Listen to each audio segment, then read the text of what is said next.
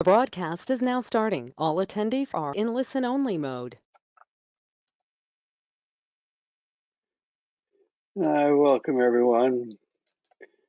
Let's see, going to go ahead and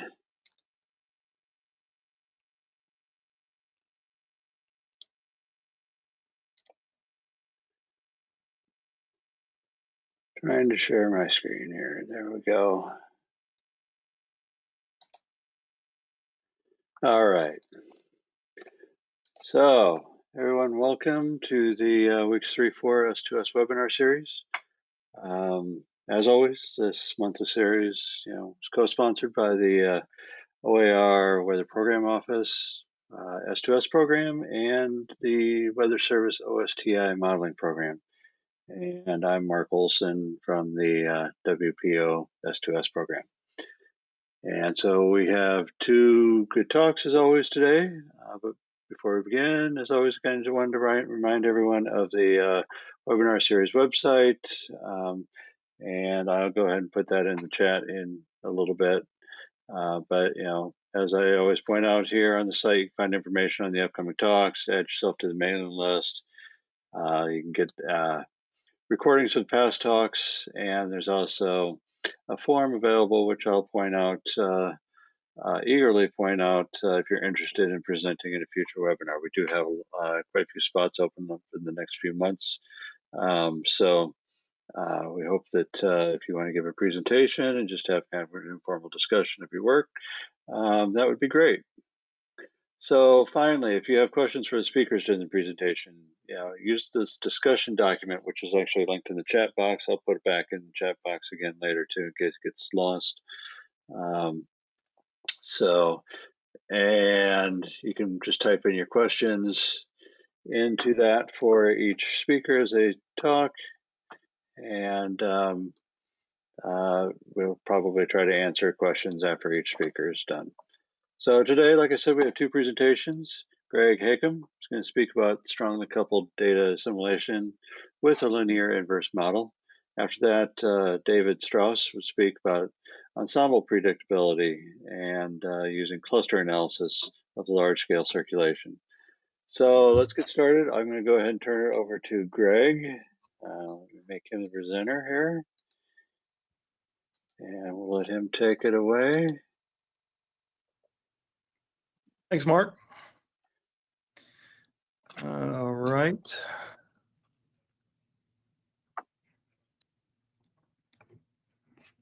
All good?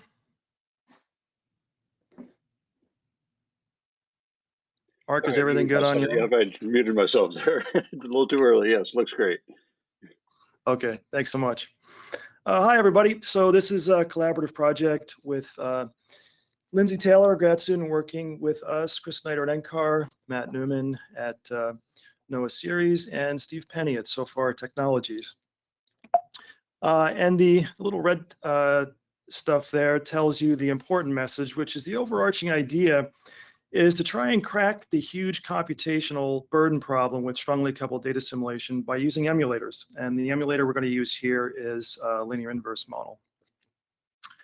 So strongly coupled data assimilation uses observations from all media to update all other media using coupled models as part of the exercise. Now, these coupled models are extremely computationally demanding, and the coupled data assimilation is as well, because we need the cross-medium information, the coupled covariances for part of the data assimilation. So this has led to a lot of weakly coupled approximations, where basically data assimilation is done independently in the different components. So if you have a coupled atmosphere-ocean system, the data assimilation will be done independently in those two, and then the coupling comes through in the forecast step. So that's where the observational information comes in a delayed fashion. So this is good because it's computationally more efficient, but it is still quite demanding and can lead to potential incompatibilities between the different components of the state. So I guess one of the big questions is it worth the expense to construct a strongly coupled data assimilation system, or should we just stick with weakly coupled? So we need a way to estimate the benefits, and ideally a way to rapidly test and prototype many different approaches. And so what we propose here is an emulator framework, and in particular, we're going to use a linear emulator. And this low dimensionality is going to promote experimentation and prototype. Unlike the toy models that people sometimes use, the emulator, as I'll show you, skillfully forecasts observed fields on S2S timescales.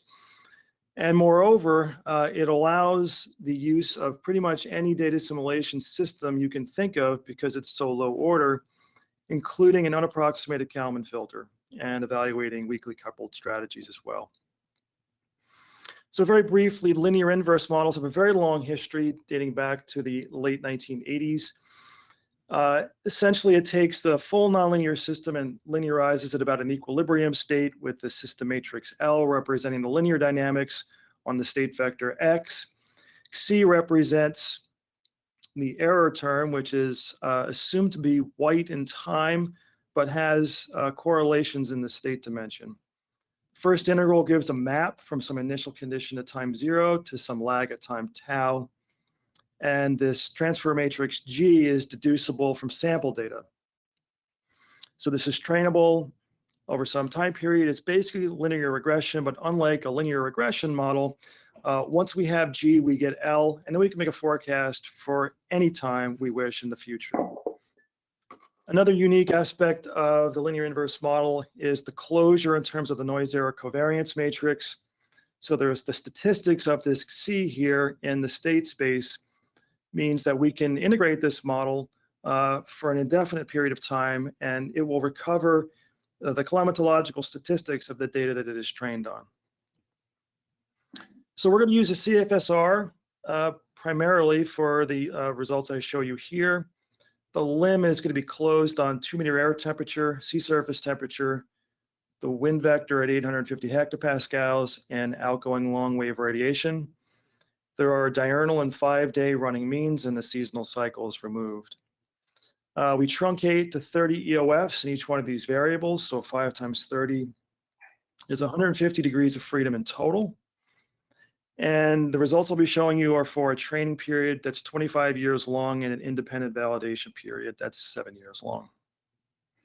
So just looking now, there's no data simulation here. This is just cold start forecasts during the validation period to evaluate the skill of the limb, just starting off with Cfs Initial Conditions. The error is a function of lead time for a 2-meter air temperature is shown on the left and SST on the right. And what we see in the limb space, so in the truncated space, the blue line shows you initially there's no error, there's a growth of error, and then saturation after about 2 or 3 weeks in 2-meter air temperature, and the SST has skill out to much more than 50 days. It's going out to seasonal timescales. And down bottom, we see a snapshot at 10 days as to where the skill dominates, as you might expect. It's in the ENSO PDO regions over the ocean, and that gets transferred to 2-meter air temperature in the atmosphere. The main point of this slide is that basically this model has real skill on real timescales, typical of NWP, but it's low dimensional. So we're going to use a Kalman filter for the data simulation here. And these equations, if you're not familiar with them, are basically what's right in the textbook. So this is textbook Kalman filtering. There's an analysis step given a short-term forecast. Here it's going to be a 1-day forecast. And then that 1-day forecast is weighted against the innovation, the new information that comes from the observations Y, and what we estimate those observations to be from the prior. We get the full analysis error covariance matrix from a full forecast error covariance matrix, and this is a standard Kalman gain. So the forecast step, we forecast the mean with that transfer matrix G, and we can also forecast the full covariance matrix to the next time. And there's so much clutter here, I can't see what it says there. Yes, we're going to cycle on a 1-day time scale. The observations, there's actually quite a bit of interesting stuff here, but in the usual fashion of data simulation, we said the observations are forward mapped from the state X using this operator H, and there's some error. This is the limb basis X, and then we can referenced this to some stencil H star that plucks the observations off of the unapproximated CFSR grid. And then this U matrix essentially maps from the EOF basis of the limb to that grid point space. And so we have a direct estimate during the training period of the truncation error, which this is representativist error. That's the entire error. And that's what forms the basis for the observation error covariance matrix that we use in the update. The distribution of 2-meter air temperature observations is shown in red dots on the left, SST on the lower right. So I'm going to show you results from 4 experiments. We have 2 controls, and those controls are uncoupled experiments. So we have the atmospheric component of the limb cycling only on atmospheric observations. Same thing for the ocean. Then we'll have a weakly coupled experiment where, as I mentioned earlier, we're going to do separate data assimilation in the atmosphere and the ocean, no cross covariances, coupled forecast step.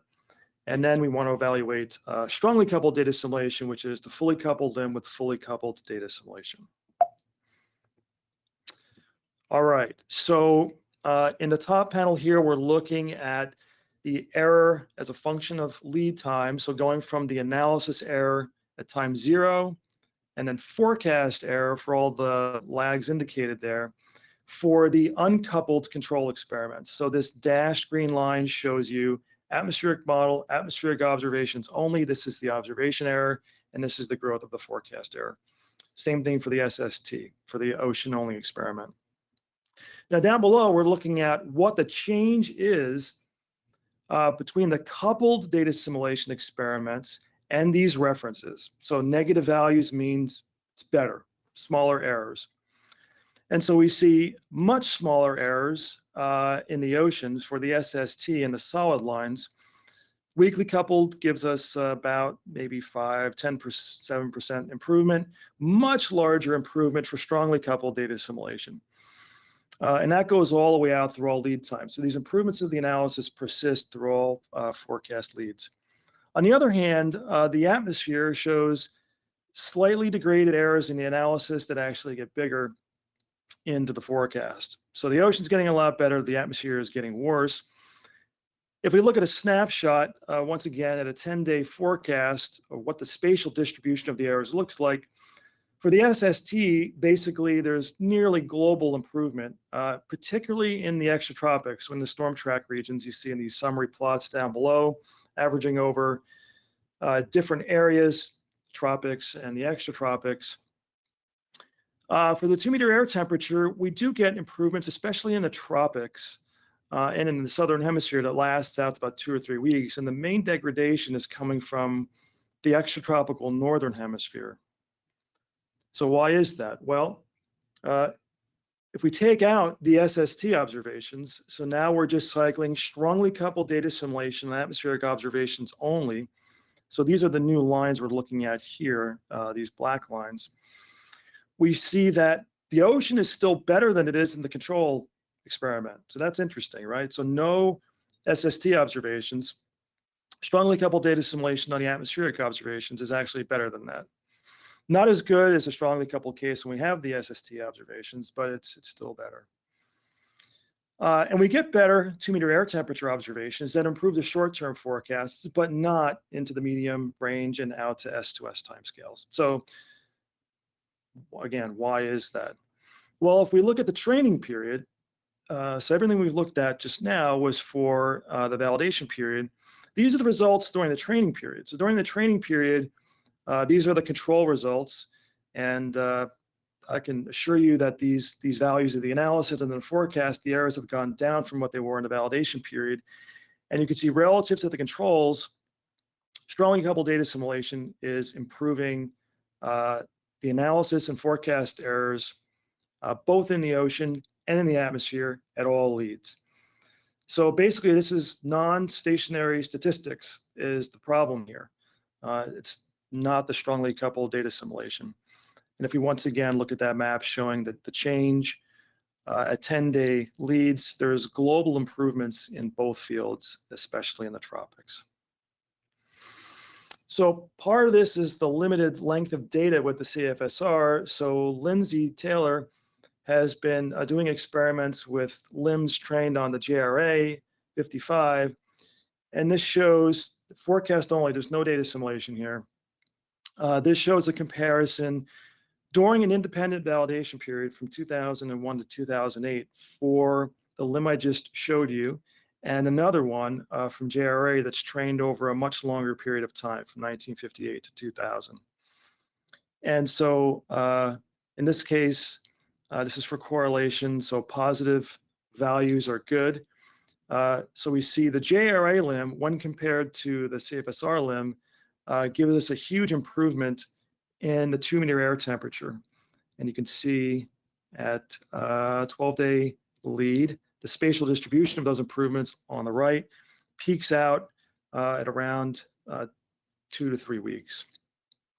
There is an improvement in the ocean, in the SST, which is essentially monotonic throughout the entire time period considered here, but it's a lot smaller than it is for the 2-meter air temperature. Okay, so to summarize, we view this as a proof of concept calculation, and we think it indicates that, as I started off discussing, the limb provides a flexible tool for coupled data assimilation hypothesis testing. So we've shown Kalman filtering here, but you could also do 4D VAR, you could do ensemble strategies, etc. You could also use this as a baseline measure of skill for, say, deep learning techniques, either in the modeling or in the simulation steps. We find that strongly coupled data assimilation outperforms weakly coupled data assimilation in all of the experiments. And relative to those control single domain experiments, strongly coupled data assimilation improves the SST analyses and forecasts the most. So having access to all those observations in the atmosphere brings a big improvement to the ocean. Less so for the atmosphere. That seems to depend a bit on the stability of the limb, the time period available for training the limb, but we believe ultimately that strongly coupled data assimilation will improve those 2-meter air temperature analyses and forecasts as well. We're working on a bunch of other things here, including different bases for the limb, ensemble limbs, and getting seasonality into the mix here. The first paper from this work is shown down below. And thank you very much. I'm happy to take questions. Great, thank you, Greg. I do see one question in our discussion document here. Let's see, I'll just go ahead and read it here. It says, 30 EOFs is a lot to keep for 2-meter temperature. Is the 2-meter temperature error shown here, or any results, sensitive to the EOF truncation? Yeah, that's a good question. So the limb, we went through a calibration validation process in the early days of instructing the limb, and 30 seemed to be about right for just doing cold start forecasts. Maybe slightly overfit, but not by much. But it does, I think, become a problem in modeling the noise error covariance, because then with 150 degrees of freedom, the covariance closure for the noise is the square of that. So that's order 10 to the 4 degrees of freedom. And I don't think there's enough data for that. So I suspect that's where the problem is. And that's one of the reasons why we're exploring these other bases in addition to EOFs. Spent a lot of time in the past few months working on something called balanced truncation, which is a way to try and deal with the mismatch between the noise and the resolved dynamics. So that's an interesting question. Thank you. And if I didn't fully answer it, please let me know. Well, also, if you can actually, in a little bit when we're done here, go into the discussion document, perhaps you can actually answer that within the document, that would be great.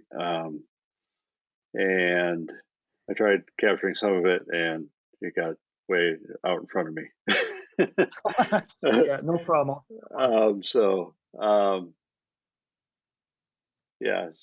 She, Melissa Breeden asked the question. She actually said thank you. But so are there any other questions?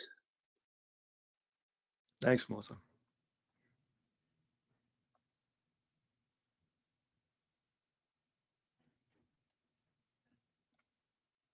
Okay, if there are no other questions, we will go ahead and move on to Dr. Straus, and I will go ahead and make him presenter. And if you have any further questions for Dr. Hakim, go ahead and put them in the discussion document, and he can actually answer them in the document as well. Okay, so David, you should be the presenter now. There you go. Looks good. So hopefully everybody can see the presentation. We can see and hear you, so great. Great, thank you. Thank you for having me here. I actually enjoyed Greg's talk, and it's the perfect lead into my talk because we are in this work that's been funded by NOAA, and thank you to Jesse Carmen, the program manager. What we're looking at is, in fact, the operational week 3 to 4 forecasts that CPC, the Climate Prediction Center, issues of precipitation and temperature over the United States. So that's obviously a very challenging problem. So the title is Ensemble Prediction of Week 3 to 4 Precipitation and Temperature over the United States via Cluster Analysis of the Large-Scale Circulation, or I would also say another good title is Predictability of Weather on Seasonal to Subseasonal Timescales. I want to especially acknowledge Greg Jenrich, who's actually been the one who's been applying this method. I want to give you a little bit of background first. Just let me see if I can get this to go here. Okay, there we go. So we know that the most predictable components of the atmosphere are the largest scale components in general on subseasonal timescales.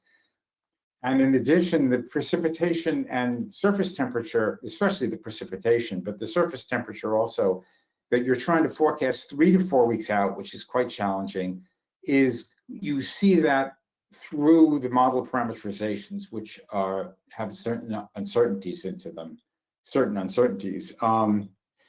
we have shown in previous work that planetary wave components that clearly, I mean, everybody really knows this, steer the surface weather. So can we use this control of the largest scale components, which hopefully are the most predictable, to better forecast the predictability of either weather or extreme weather. Just to give you a tiny bit of historical background, this categorizing weather systems and putting weather systems into categories is something that we do naturally as human beings, because we always try to categorize things based on our past experience. And this in the 1940s, these weather regimes over Europe, these are just 15 out of the 29 weather regimes that have been used over Europe. And this has actually been, interest in this has been rekindled lately. This is from a 2006 paper by Dr. James.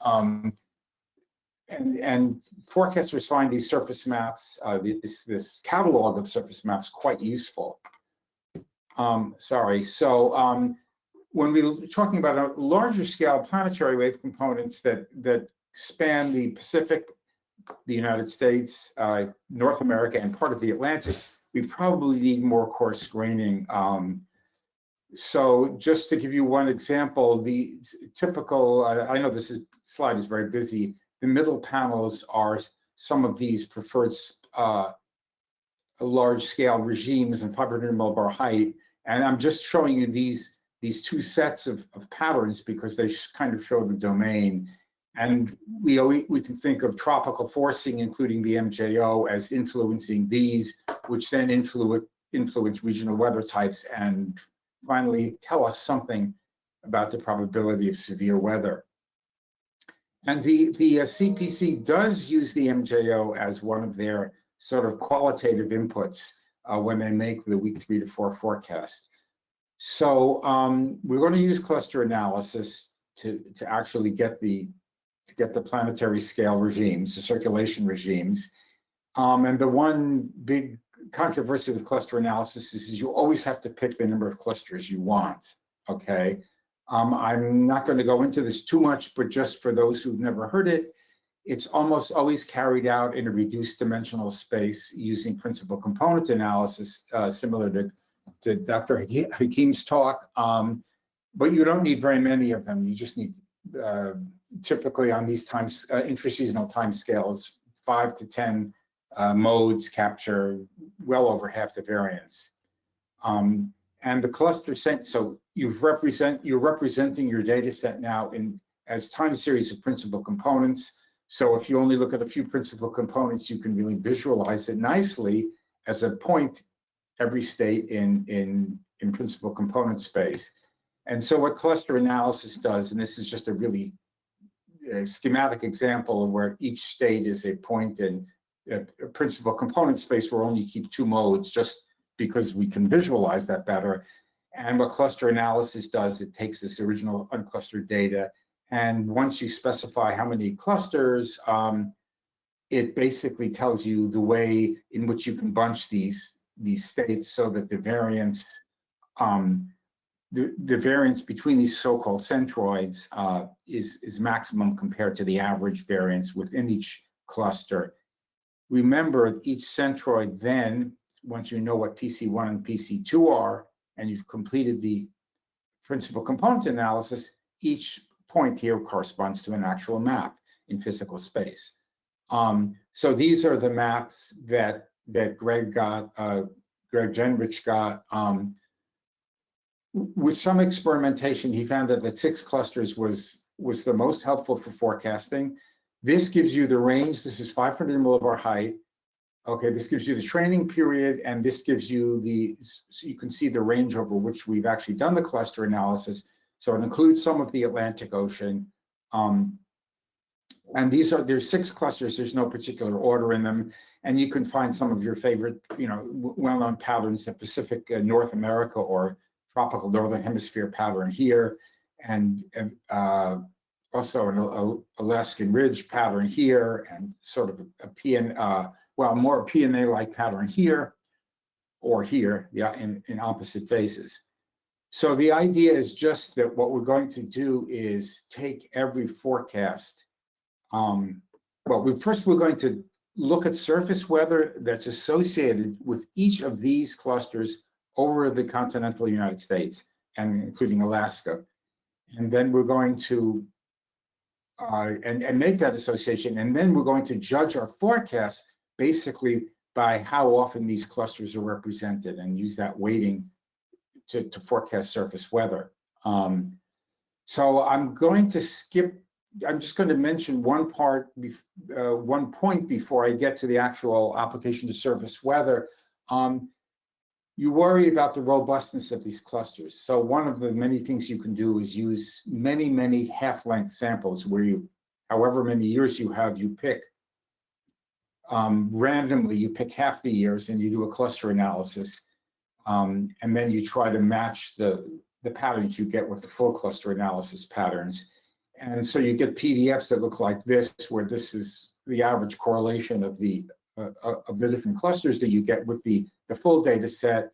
And you can see that 5 and 6 clusters have a large weighting towards with pattern correlations between 0.9 and 1.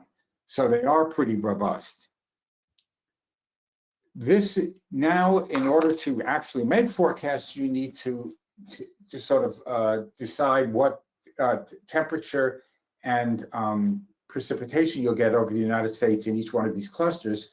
So from observations, this is the probability of above normal temperature, okay? And it's a little hard to see because I showed the clusters on a different slide, but the main thing I want to point out is that the probability of above normal temperature is actually quite low in some clusters over the continental US and quite high in others.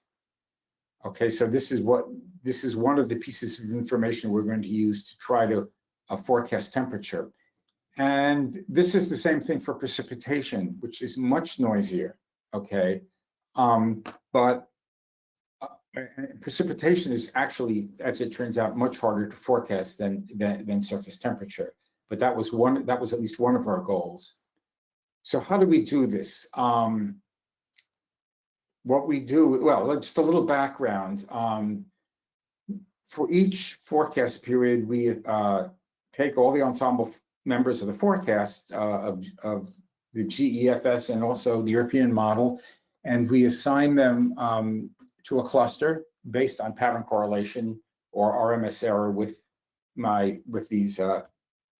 these patterns here, these height patterns, and then we weight the associated temperature and precipitation. We do this on running 14-day periods because we're trying to actually forecast weeks 3 to 4. And there's some details here which you can go back to later about how you actually get the above normal and below normal. But the idea is that for each of the 6 clusters, from the height field, you calculate the occurrence of each tercile. Yeah, you calculate the occurrence of each tercile. So now they're actually, this is a slide here which is related to what's actually being put on the web as a web-based tool. So in this particular forecast here, 60% of the ensemble of the week 3 to 4 ensemble forecasts, and there were about 252 of them from a ensemble forecast from ECMWF and the GEFS. 60% of them actually picked one cluster. So that's that was the case where you would weight each cluster by its associated precip and temperature map, but you can see that it's going to be dominated by one cluster. And that's what you would just illustrate. This is one particular method when we weight each ensemble member by the frequency of clusters that are picked, but it's not the only one. So this is taking a step back and just looking at the height field itself for the one particular week 3 to 4 forecast, and we see this is the height field for cluster 2, okay, on a different projection, assigned for cluster 2. This was the entire ensemble mean for all the forecasts and the 2 models, and you can see that it was assigned to this cluster quite correctly. But if you took the same height field for each ensemble member alone for weeks 3 to 4 and assigned it to a cluster, okay, and in this case it was 34% here, cluster 2, and then did the same for all the each ensemble member and weighted, basically added the patterns of all 6 clusters, all right, weighted by how often the ensemble picks them, since the ensemble is quite uncertain as to what it's going to pick. You end up with this ensemble weighted cluster forecast for 500 millibar height. So the only reason I'm showing this is that it shows you there are different methods you can use in this approach, whether you want to do a full weighted cluster ensemble or you just want to look at the ensemble mean. This is an example just of what you would get when you do the weighted forecast for the probability of temperature, okay, being above normal and below normal, which fits in very well with the Climate Prediction Center's actual operational product. And so these are 4 different, just to show you the kind of maps that you would get out. Now notice that what you're looking for is information on a much smaller scale than the actual clusters are. Okay, so what does this all give? And this, I don't want to go over in great detail now. It's a little bit hard to just look at a table in 30 seconds and figure something out. The point was that the original forecasts given by the green lines here, okay, look at this middle row in green. This is the raw anomaly forecast, either above or below category. And this is the Heidecke skill score for temperature over the United States and precipitation. So it's only picking out the number of times you get above and below correct. The point here is the higher the score, the better. if you look at the cluster and you basically look at the cluster which is most often picked, and then try to forecast the temperature and precipitation from observations based on that cluster, you don't do quite as well, certainly for precipitation more noticeably than temperature. If you then go back to your cluster analysis and say, I'm only going to look at those assignments only look at those ensemble members, excuse me, when they match, the height field matches a cluster with a greater than 75% pattern correlation. So then I really kind of know what cluster it is. I drop the number of forecasts I'm considering, but I up the Heidecke skill score, which is interesting. So the more clustered the data, the better off it seems. But you still don't quite get, disappointingly, you don't get quite as good a forecast as you would for the actual model. So you might say that the skill scores for cluster forecasts, the temperature skill scores are competitive with, although slightly less skillful than the original forecasts. We tried doing this for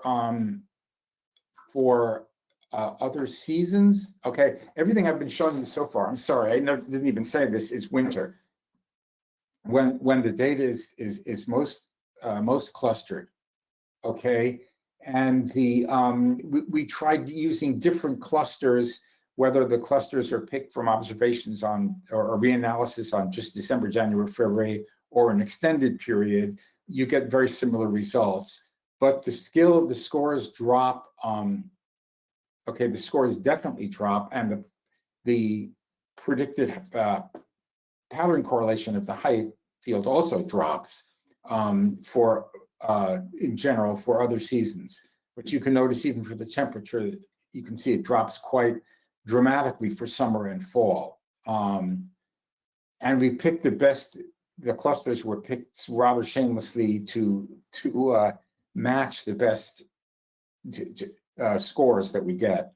So the cluster method, you can charitably say the cluster method works most well in the boreal winter period. It needs further work for the other seasons, especially during summer when 500 millibrar height may not be the best thing to clusters. So the tentative conclusions are that the dominant circulation regimes over North America are combinations of teleconnections. We looked at the PNA and the Alaskan Ridge. These clusters have definite relationships to temperature and precipitation anomalies. Based on hindcast testing, the cluster framework provides forecasts that are competitive with the model probabilistic forecasts, not necessarily better, but particularly so when the 500 millibar forecast is skillful, or when the ensemble members pick one cluster, so when they're more confident. However, I've just shown you the hardest field to predict, which is the goal of the CPC operational product. But the cluster-based forecast can provide additional information, which will be hopefully helpful to the forecasts as background, including the probability of extremes and changes in things like the storm tracks. And I'm going to show you that in the time I have left. And the method needs more development when applied to the transition and summer seasons. So what we're doing now is to try to see how we can incorporate the information on extremes, and also whether forecasts of opportunity, which were when many of the ensemble members pick the same cluster, further investigation into how well that improves the forecasts. Adaptation of method of seasons clearly for other than boreal winter, and also we need to tackle the difficult problem of whether the models can actually get in their own world, whether the models actually cluster the way observations cluster. So I'm going to show you just a few slides on some of these ongoing and future works. So this is just to show you the actual, now we can actually see the 500 millibar height clusters here. And this is the probability not of temperature being below normal, but being extremely cold.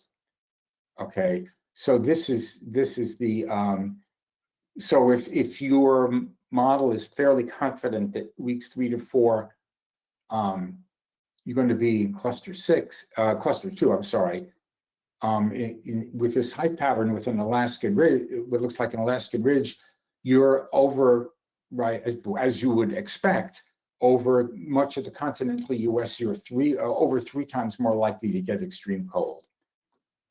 This is also going to be helpful in interpretation of, at least interpretation of the forecasts. And the extreme precipitation is much harder to categorize.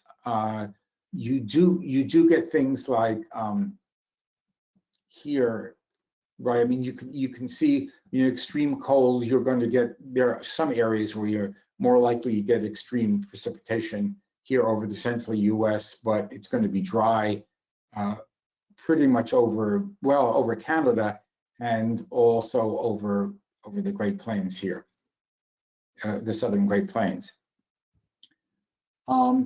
So this is something I haven't talked about at all yet, but what you can also do is look at what happens to the storm tracks. So a lot of the anomalies in the storm tracks are going to be over the oceans, because that's where they're the strongest.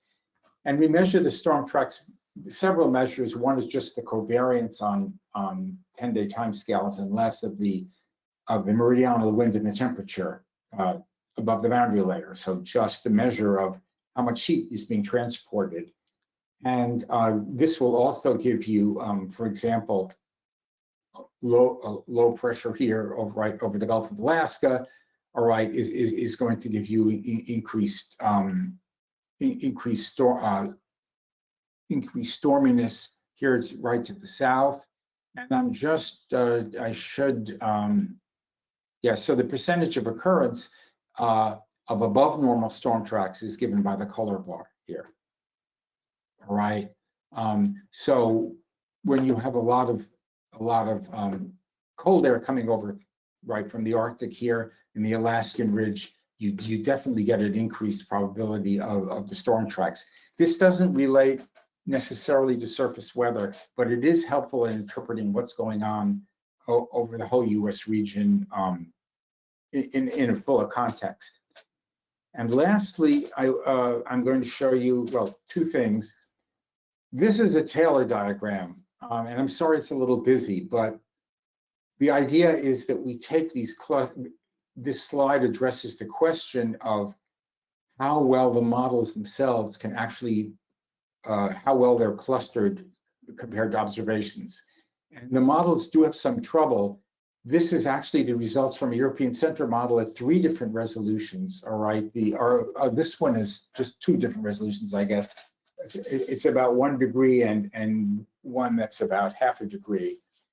And what you see is this star here, okay, at a value of 1 along the x-axis is the actual observed height pattern. And the idea is that the star represents the era 5 height pattern for the clusters, and the correlation is given by the azimuthal angle, okay? So you can judge that angle. So the blue line, the blue numbers here are 4 clusters from the higher resolution ECMWF model. And you can see the correlation is about 0.6 for one of them, which would match with that. And the RMSE distance is just the actual distance between these 2 points. So you can see that in general, one of the higher resolution tends to have the best representation of the observed clusters, but there's still a ways to go. And so that's the problem of the model not predicting the height, in general, not predicting the height field correctly. And the last thing I want to show you is this. These are previous results that correlate or composite surface weather with this Alaskan ridge cluster I talked about before. And for example, this ratio here, this is the ratio of extreme precipitation over what you would expect climatologically in the Alaskan Ridge. And so the color bar goes up to 3. But if you take times when the Alaskan Ridge actually persists, that goes, just look at panel A and this picture and that picture. The second picture is for persistent regimes, and you can see a lot more color, a lot more extreme precipitation. So that's something we're also trying to build into the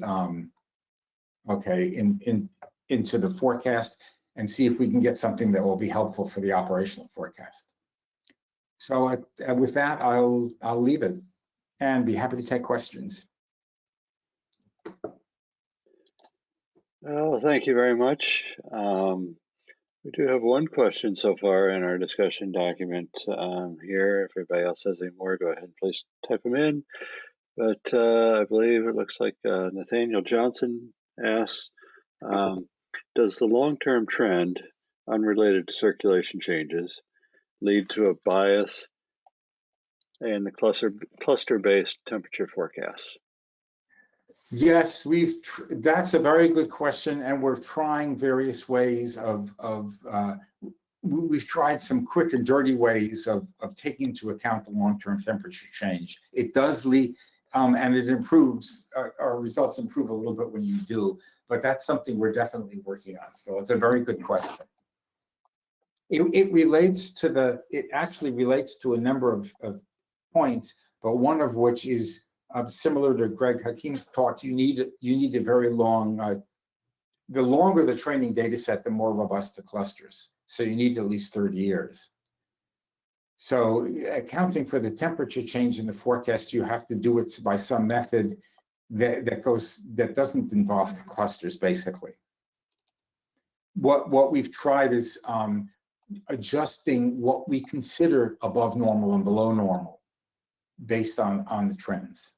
That's not a very clean method, but that's at least something we've tried, and that does tend to improve things a little bit. It's a very good question. Great, thank you.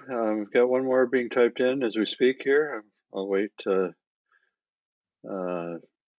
finished, and then I'll read it to you. Okay, I see. Can you describe the challenges with training CPC forecasters on cluster analysis, scenario diagnosis, and the forecast workflow of the results? The challenges in training CPC forecasters. Using cluster analysis, I think. Right.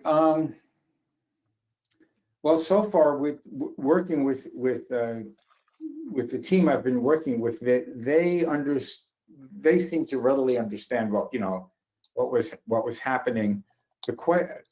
I think we're going to hit that question more now as we work with the actual forecasters. Okay, so I don't have a lot of experience yet, but we're trying to describe the clusters simply as preferred patterns. Okay, my experience in speaking at CPC is that many of the people do understand clusters, which is helpful. I hope I answered that question. Right.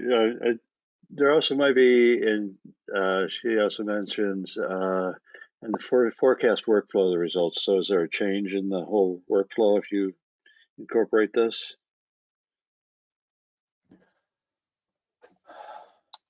You know what? I'm going to actually have to answer that question offline. I have to check with Greg. I'm not sure about that. He's been so good at blending this into the existing workflow that I'm not sure how much effort it takes.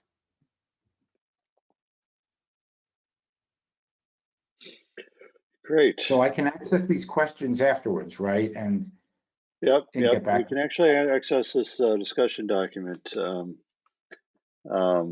any point and come back to it and answer the questions if you want to add something later. Okay, great. Are there any other questions?